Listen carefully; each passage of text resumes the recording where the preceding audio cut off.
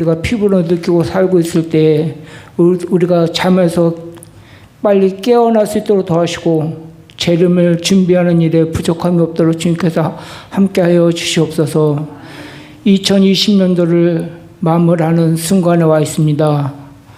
우리가 뒤를 돌아보면서 주님께서 우리를 얼마나 사랑하고 우리를 잘 인도하셨는지를 다시 한번 감사하는 마음을 가질 수 있도록 도와주시고 2021년도에는 더욱더 이 코로나부터 시작한 모든 문제가 해결되어 주님을 마음껏 찬양하고 경배할 수 있도록 주님께서 함께하여 주셨기만을 간절히 바라고 원합니다.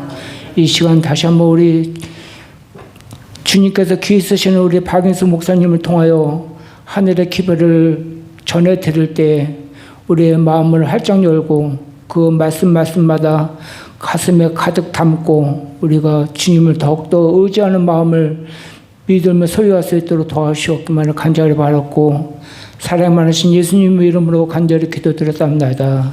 아멘.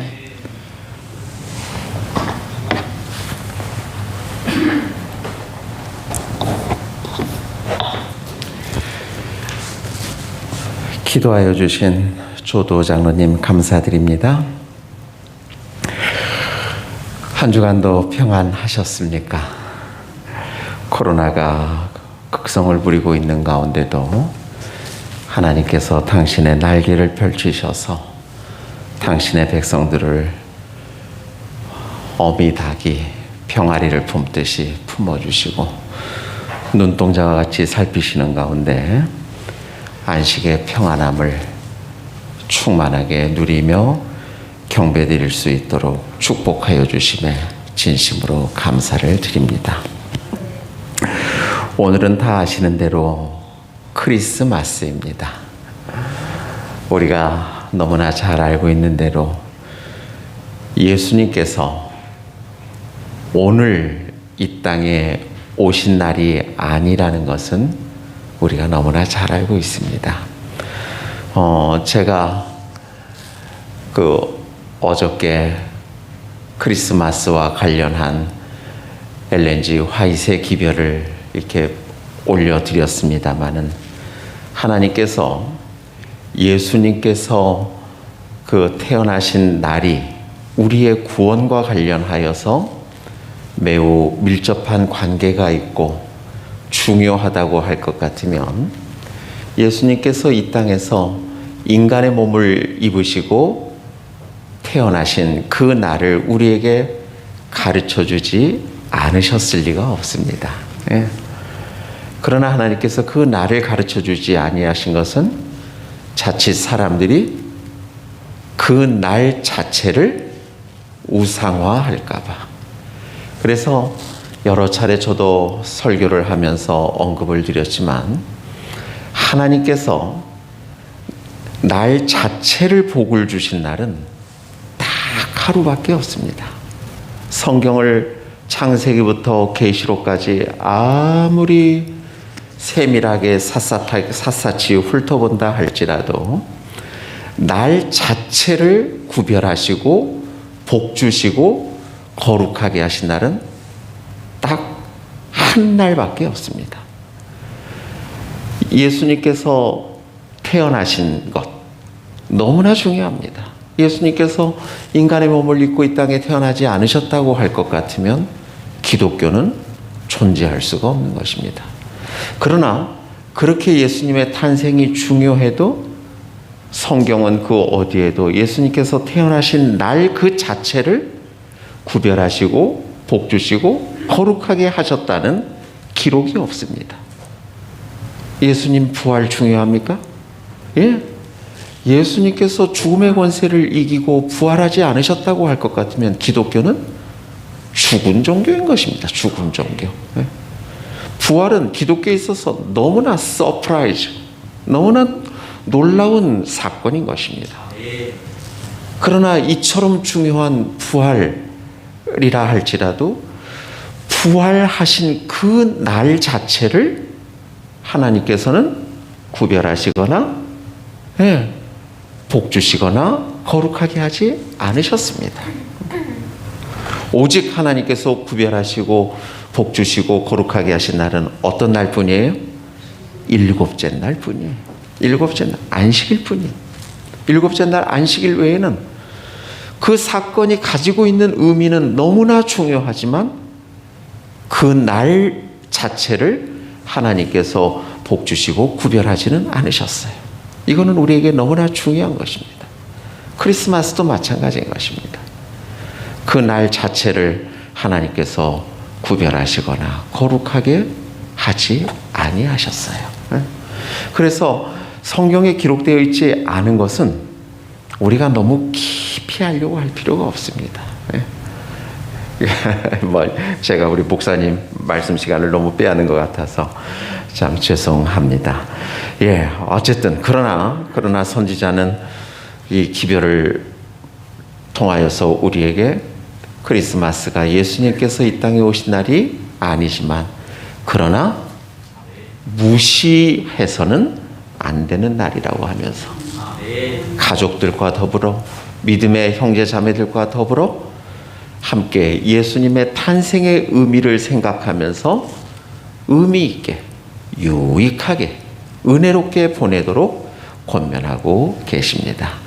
오늘 크리스마스를 맞이하여 우리를 구원하시기 위하여 인간의 몸을 입고 이 땅에 오신 우리 주님께 모든 찬양과 경배와 영광을 돌립니다.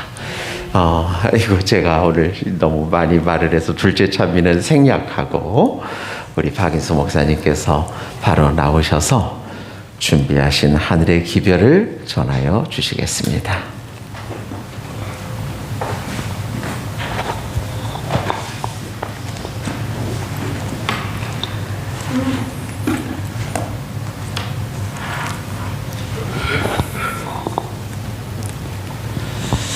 하나님의 은혜 가운데 평안하셨습니까? 성도님들은 혹시 그 소식을 들으셨습니까? 우리 모두를 위해서 예수님께서 오셨다고 합니다. 천사들은 하늘에서는 영광이요 땅에는 평화라고 찬양을 합니다. 우리 잠시 찬양 소리를 한번 들어보도록 하겠습니다. 주님께서 오셔서 이 땅에 주신 평화란 무엇일까요? 유혹이 그대를 엄습하고 근심과 걱정과 어두움이 그대의 심령을 둘러싸는 것처럼 보일 때 그대는 그대가 마지막으로 빛을 본 그곳을 바라보라. 그리스도 사랑 안에서 그리고 그분께서 돌봐주시는 보호 아래 안식을 얻어라. 죄가 마음을 지배하고자 싸울 때, 죄책함이 심령을 억압하고 양심을 억누를 때, 불신이 마음을 가리울 때 그리스도의 은혜는 죄를 정복하고 어두움을 몰아내기에 충분하다는 사실을 기억하라. 구주와 교통함으로 우리는 화평의 영역에 들어가게 된다. 예수님께서는 우리를 유혹, 근심, 걱정, 어두움으로부터 구원해 주시기 위해 오셨습니다. 우리에게 안식과 죄를 정복하게 해주실 만한 충분한 은혜를 부어주고 계시며 우리는 그 예수님 안에서 화평의 영역 안으로 들어가게 됩니다.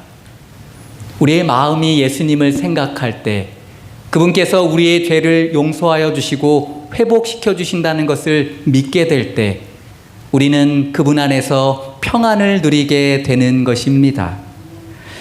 예수님께서 초림에 오셔서 이처럼 우리에게 은혜의 천국을 경험시켜 주신 것처럼 예수님께서는 다시 오셔서 우리에게 영광의 천국을 경험시켜 주실 것입니다. 예수님의 초림은 예수님의 재림에 대한 분명한 증거입니다. 다시 오실 우리 주님을 소망하는 평안 가득한 크리스마스 되시기를 기도드립니다. 지난 시간 우리는 성도들이 평생 동안 지켜야 할 규례와 법도 그 첫째에 대해서 살펴보게 되었습니다. 첫째는 창조주 하나님을 경배하고 이방신을 파멸하는 일이라고 말씀드렸습니다.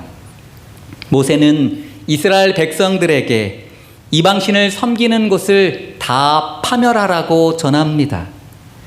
이방신을 섬기는 곳을 그토록 파멸시키도록 한 이유는 이방신을 따르는 일이 생명을 끊어지게 하는 일이 되기 때문이었습니다.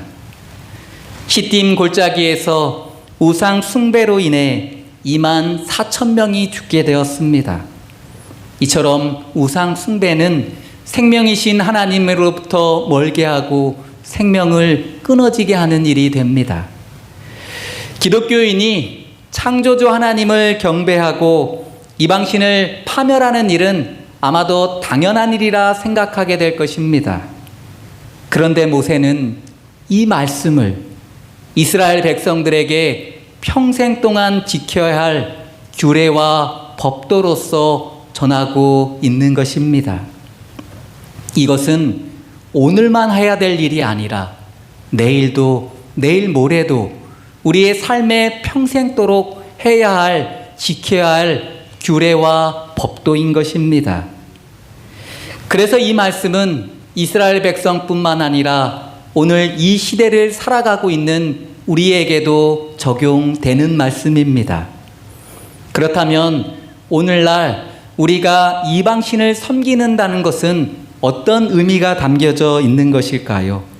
무엇이 우상을 숭배하는 일이 될까요? 제임스 스미스는 하나님 나라를 욕망하는 책에서 이렇게 말해주고 있습니다. 돈의 성전, 나는 가진다. 그러므로 나는 존재한다. 돈이 주는 구원이 있습니다. 물질적 안정과 다른 사람보다 더 많이 가졌다는 우월감이라는 구원을 주게 됩니다. 우리는 돈을 통해서 우리가 가지고자 하는 것을 취하고 우리의 이야기를 전달한다. 쇼핑의 성전, 나는 쇼핑한다. 그러므로 나는 존재한다. 쇼핑이 주는 구원이 있습니다.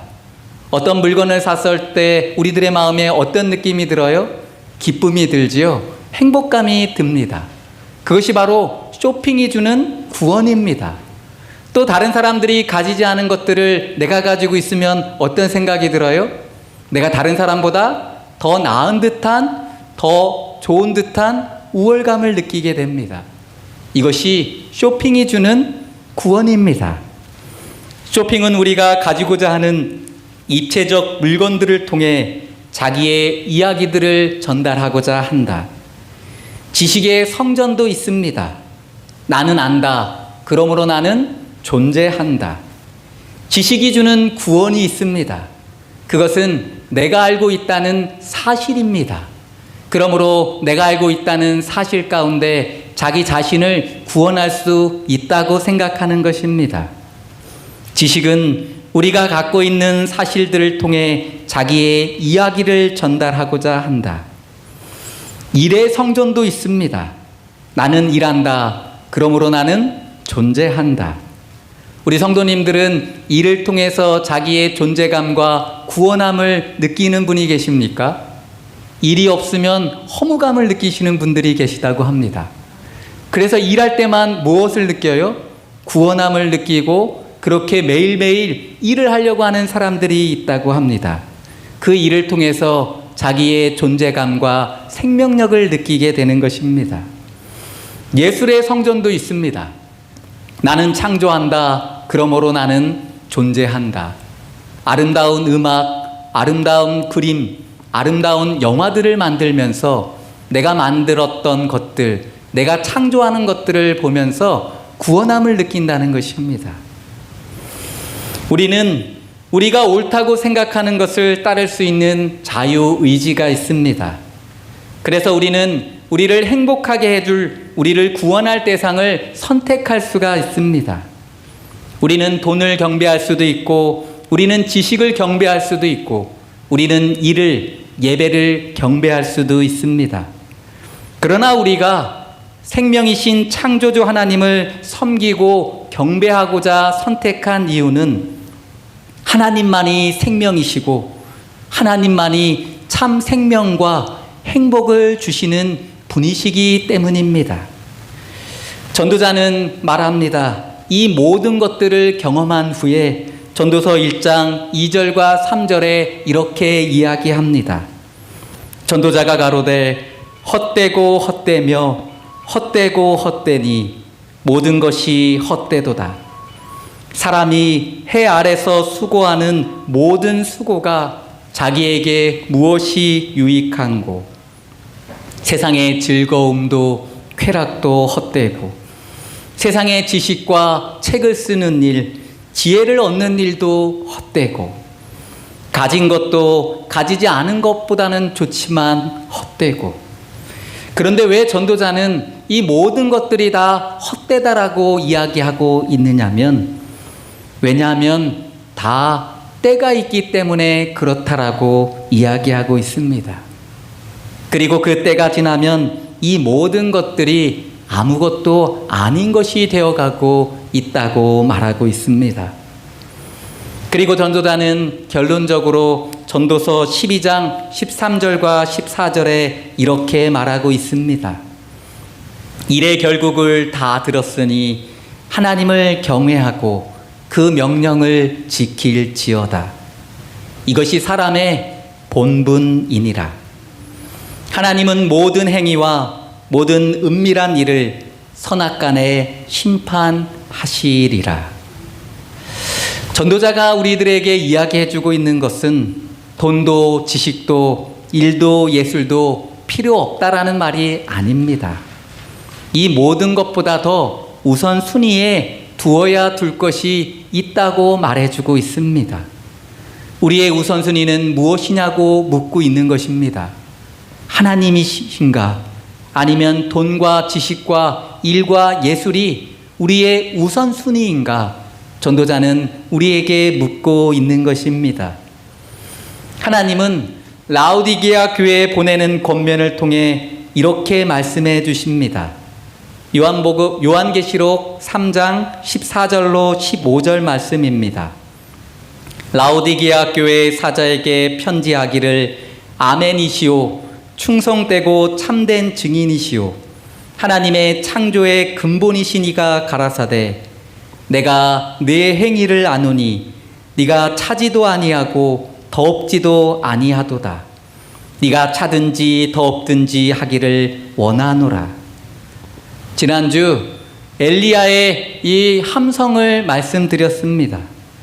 여호와가 만일 하나님이면 그를 쫓고 바알이 만일 하나님이면 그를 좇을지니라.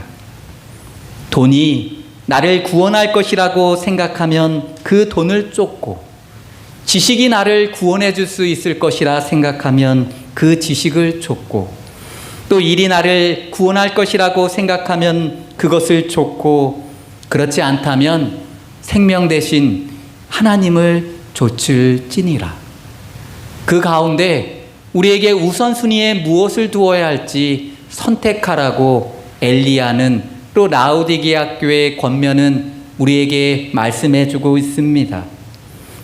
하나님을 떠나게 하는 돈, 지식, 일, 예술 등 우리를 구원하겠다고 말하고 있는 이것들은 가짜들입니다. 그리고 그것이 하나님을 떠나서 사용되게 되면 그것은 우상 숭배가 되는 일입니다. 세상을 살아갈 때 돈도 필요합니다. 지식도 필요합니다. 일도 필요합니다. 예술은 우리에게 기쁨과 즐거움을 줍니다. 그러나 이 모든 것이 생명 대신 하나님 안에서 하나님께서 주시는 복으로 누려야 할 것들입니다. 그것들에게는 생명이 없습니다. 그래서 새천새는 우리들에게 이렇게 말해주고 있습니다. 하늘과 땅과 바다와 물들의 근원을 만드신 이를 경배하라. 이방신을 섬기는 그 일 바벨론으로부터 나와라. 그리고 짐승의 표, 그 우상 숭배의 표를 받지 말고 하나님으로의 이름으로 인친 사람이 되라고 우리에게 전해주고 있습니다. 창조주 하나님을 경배하고 이방신을 파멸하는 일은 오늘 우리가 해야 할 일이고 우리가 평생토록 지켜야 할 규례와 법도입니다. 지난 시간 우리가 살펴봤던 것들에서 이어서 오늘은 둘째에 대해서 살펴보고자 합니다. 성도들이 평생 동안 지켜야 할 규례와 법도 그 둘째입니다. 둘째는 여호와 하나님을 찾아 적극적으로 나아가는 일입니다. 신명기 12장 5절에 있는 말씀입니다. 오직 너희 하나님 여호와께서 자기 이름을 두시려고 너희 모든 지파 중에서 택하신 곳인 그 거하실 곳으로 찾아 나아가서. 모세는 이스라엘 백성들에게 여호와 하나님께서 계신 곳으로 적극적으로 찾아 나아가라고 전하고 있습니다. 이것은 하나님께 예배하라는 말씀입니다. 신명기 12장에는 어떻게 하나님께 예배드려야 할지 아주 구체적으로 기록되어 있습니다. 예배란 무엇입니까? 예배란 하나님의 임재하심을 느끼고 하나님을 대면하여 만나는 일입니다. 요즘 우리는 코로나로 인해서 이렇게 함께 모여서 공중 예배드리는 것이 어려운 시대 속에서 살아가고 있습니다. 코로나 때문에 이렇게 어려움을 겪는 것도 사실이지만 코로나를 통해서 새삼 깨닫게 되는 것도 있습니다. 그것은 개인 예배와 가족 예배의 중요성입니다. 또 어떻게 예배해야 하는가에 대한 것입니다. 어디서 예배를 드리는가도 중요하지만 어떻게 예배를 드려야 하는가가 중요합니다. 요한복음 4장 23절로 24절 말씀입니다. 아버지께 참으로 예배하는 자들은 신령과 진정으로 예배할 때가 오나니 곧 이때라. 아버지께서는 이렇게 자기에게 예배하는 자들을 찾으시느니라. 하나님은 영이시니 예배하는 자가 신령과 진정으로 예배할지니라. 사마리아 여인은 예수님을 만나 뵙고 구원이 무엇인지를 경험하게 되었습니다. 그리고 예수님께서 주시고자 하는 생수를 마시기를 원하였습니다. 그리고 그는 영적으로 어떻게 예배드려야 할 것에 대해서 묻습니다. 예수님, 우리 조상들은 그리심산에서 예배드렸는데 유대인들은 예루살렘에서 예배드려야 한다고 합니다. 우리는 어디에 가서 예배드리는 것이 맞습니까? 그리심산으로 가야 합니까? 아니면 예루살렘으로 가야 합니까? 어떻게 하는 것이 좋습니까? 사마리아 여인은 예수님께 묻습니다. 그러자 예수님께서는 말씀해 주십니다. 이 산에서도 말고 예루살렘에서도 말고 아버지께 예배할 때가 이르리니 아버지께 예배하는 자는 신령과 진정으로 예배하게 될 것이다. 사마리아 여인은 무엇에 대해서 물었습니까? 어디에서 예배드려야 하는 것이 좋습니까? 라고 물었습니다. 그러자 예수님께서는 무엇이라고 대답해 주셔요? 어디서보다는 어떻게 드리는 것이 중요한지에 대해서 그런 때가 올 것이라고 말씀해 주는 것입니다. 그리고 어떻게 예배를 드리라고요? 신령과 진정으로 예배드리라고 말씀해 주고 계십니다. 신령과 진정으로 드리는 예배란 무엇입니까? 그것은 하나님 만나기를 진정으로 기뻐하는 일, 하나님을 사랑하는 일을 말합니다. 많은 사람들은 공중예배 시간을 목사의 설교를 들으러 오는 시간으로 생각하고는 합니다. 그러나 이 예배 시간은 그렇지 않습니다. 물론 목사를 통해 전해지는 설교 말씀을 통해서 하나님의 마음과 하나님의 말씀을 느낄 때도 있지만 정말 중요한 것은 우리를 사랑하고 계시는 우리 하나님을 만나 뵙고 그분의 사랑을 느끼고 경험하는 것이 중요한 것입니다. 하나님은 하나님께 드리는 예배가 이스라엘 백성의 즐거움이요 기쁨이 되기를 바라신다. 그러나 하나님이 어떤 분이신지 하나님의 말씀의 의미가 무엇인지 알지 못한다면 그것은 즐거움이 아니라 고역이 될 수밖에 없을 것이다. 내가 사랑하는 것이 나다. 사랑한다는 것은 예배한다는 것이며 그것은 결국 습관으로, 삶으로 드러나게 된다. 성도님들은 예배 드리는 것들을 좋아하십니까? 저는 한때 예배가 그렇게 싫던 적이 있었습니다. 꼭 모이기만 하면은 뭐 하자고 그래요? 찬양하자고 그러고, 또 모이기만 하면은 뭐 하자고 그래요? 예배 드리자고 하는 것입니다. 도대체 왜, 무엇 때문에 저렇게 예배 드리는 것을 좋아하는지 잘 이해하지 못하던 때가 있었습니다.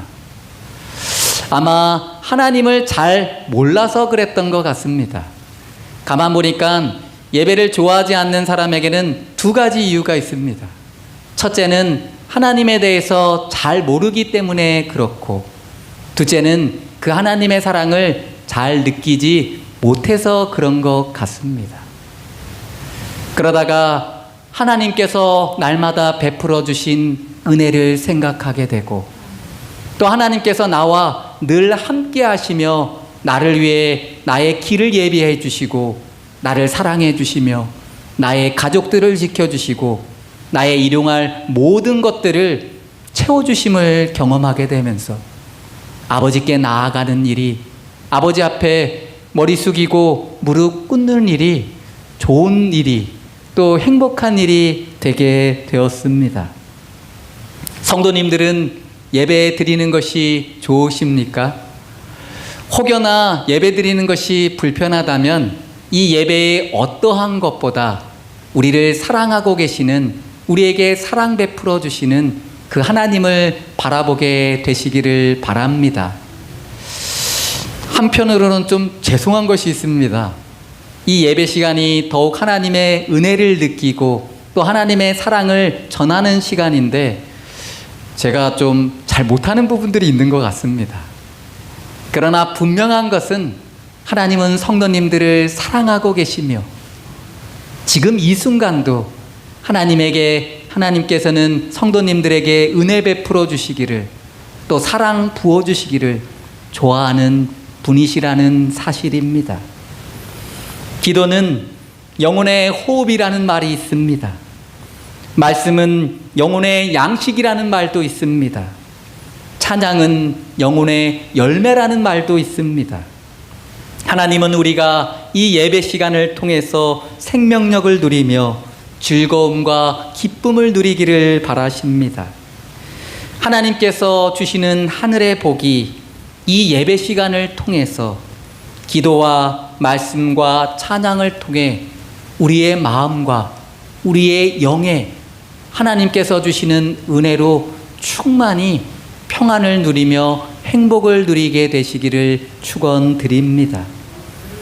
하나님을 적극적으로 찾아 나서는 일, 그리고 그 사랑 베풀어 주시는 하나님을 사랑하는 일, 예배하는 일은 성도들이 평생 지켜야 할 규례와 법도입니다.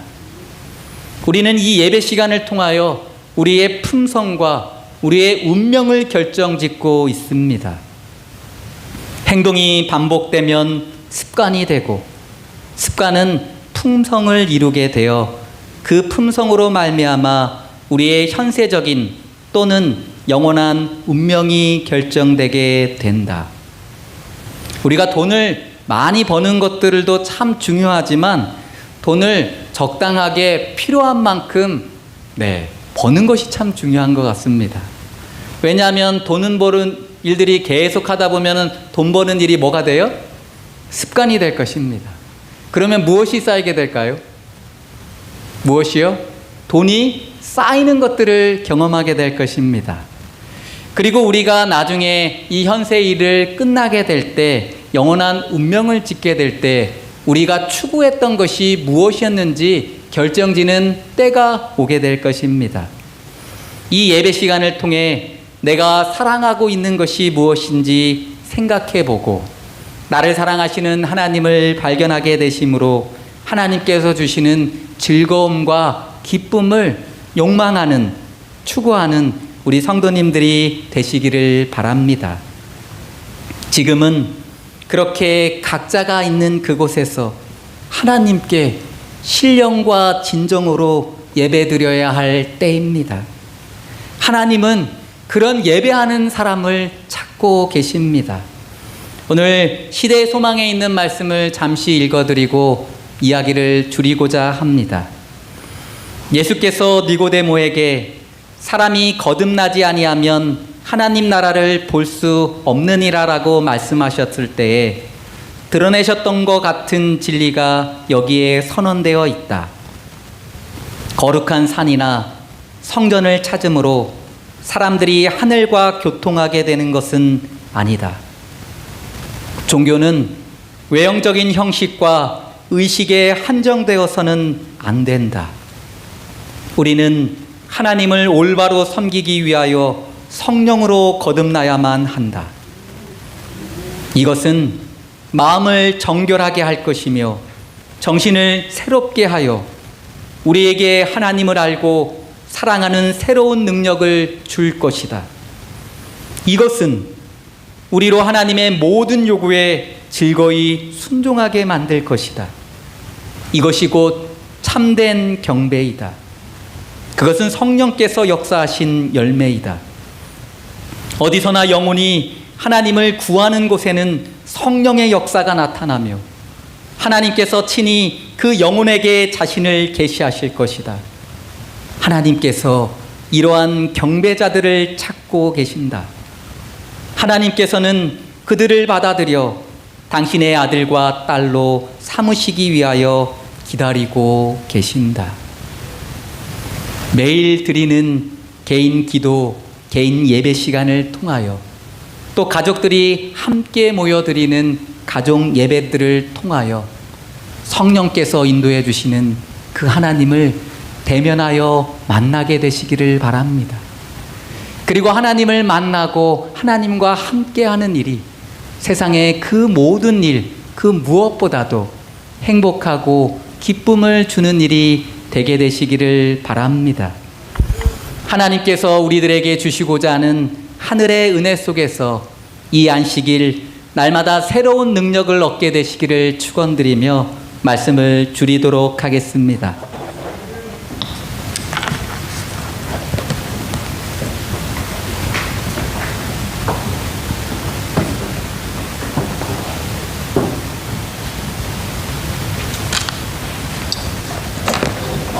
감사합니다, 목사님.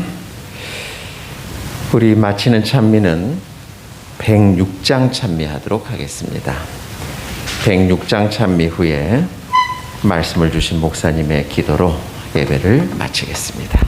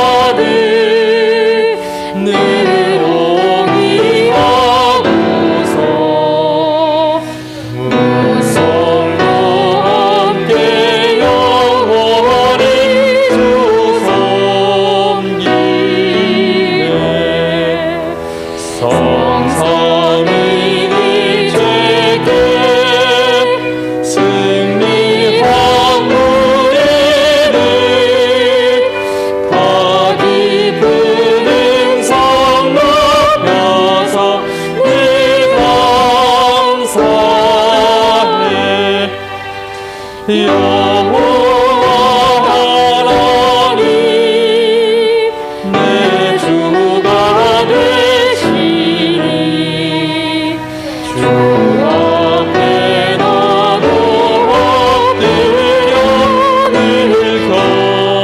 경배해.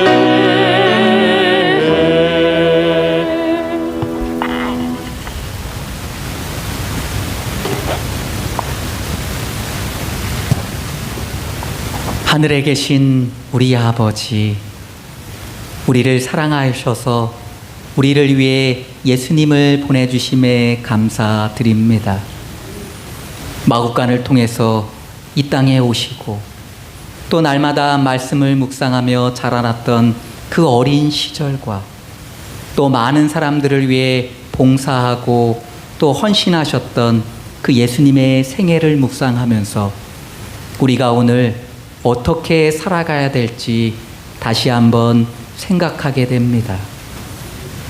아버지께서 우리에게 베풀어 주신 은혜 속에서 죄를 내려놓고 죄책감을 내려놓고 유혹으로부터 벗어나 또 아버지와 동행하는 방법들을 배우게 됩니다. 아버지, 지난 한 해 동안 우리와 함께하여 주심에 감사드립니다. 혹여나 우리가 아버지 앞에 지은 죄가 있다라면 이 시간 우리의 죄들을 맑음이 깨끗하게 지워주시고 용서하여 주시옵소서. 또 아버지께서 주시는 아버지의 마음과 품성과 사랑으로 오늘 이 시간 우리의 마음을 채워주시옵소서. 지난 한 해 동안 우리와 또 우리 가족들이 먹고 지낼 수 있는 일용한 양식과 또 입을 옷들과 많은 것들을 허락하여 주심에 감사드립니다. 아버지께 감사와 찬양을 드리며 이 모든 것들을 아버지께 영광 드리고자 합니다. 아버지, 오늘 이 시간 또 굶주림 가운데 있는 사람, 아픔 가운데 있는 사람들이 있다라면 주의 은혜를 베풀어 주셔서 치유하여 주시고 채워 주시옵소서. 혹여나 우리가 해야 할 일이 있다라면 가르쳐 주시고 그 일들을 감당할 수 있도록 지혜와 능력 베풀어 주시옵소서. 주님께서 우리에게 주시고자 하는 은혜의 천국뿐만 아니라 영광의 천국을 사모하는 모든 이들에게 주실 것을 믿고 감사드리며 모든 기도의 제목, 아버지께 예배하기를 좋아하는 모든 성도들이 예수님의 이름으로 기도.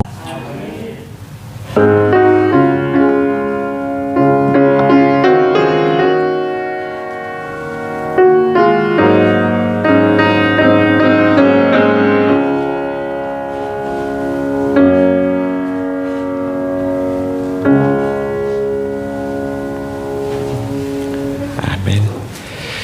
예, 감사합니다. 우리 성도님들 지취한 장로님을 위해서 계속 기도하고 계시는 것으로 알고 있습니다. 원래 예정대로 할 것 같으면은 지난 화요일에 수술을 하시고 지금쯤은 이제 좀 많이 이렇게 회복되어 계셔야 이제 하는 그런 일정인데 장로님께서 이렇게 폐렴기가 있으셔서 수술이 지금 지연이 되고 있습니다. 돌아오는 월요일 날 일단 수술을 하는 것으로 예정이 되어 있습니다만은 우리 성도님들, 우리 지취한 장로님을 위해서 간절한 마음으로 기도하시는 가운데 월요일까지 이 폐렴이 많이 이렇게 치유가 되시고 수술을 하실 수 있는 적합한 이렇게 상태가 되셔서 이번만큼만은 이렇게 수술이 지연되지 않고 월요일에 수술이 잘 진행되어질 수 있도록 지취한 장로님을 위해 또 그 지장로님을 옆에서 간병하시느라고 박경희 집사님께서 얼마나 수고를 많이 하고 계시는지 모릅니다. 연세 드신 두 어른이 지금 너무나 참 이렇게 고통스러운 시간을 보내시며 고생하고 계시는데 우리 지취한 장로님, 박경희 집사님 네 분을 위하여서 우리 성도님들 마음을 모아 간절하게 기도하여 주시면 감사하겠습니다. 어두운 밤길 조심해서 돌아가시고 내일 아침 10시 교회에서 또는 방송을 통하여 다시 뵙도록 하겠습니다. 감사합니다.